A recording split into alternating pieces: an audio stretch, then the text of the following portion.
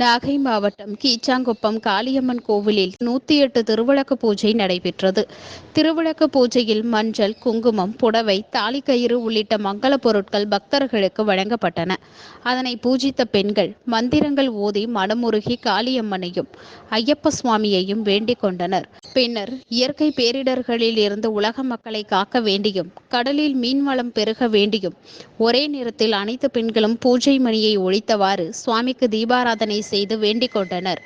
உலக மக்கள் நன்மை வேண்டி கோவில் முழுவதும் 100க்கும் மேற்பட்ட பெண்கள் குத்துவிளக்கேற்றி அம்மனை வழிபாடு செய்தது அனைவரையும் பக்தி மனத்தில் ஆழ்த்தியது.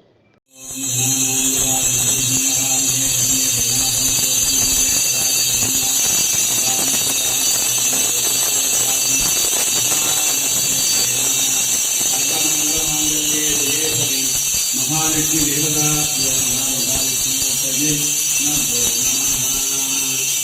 प्रार्थना பண்ணி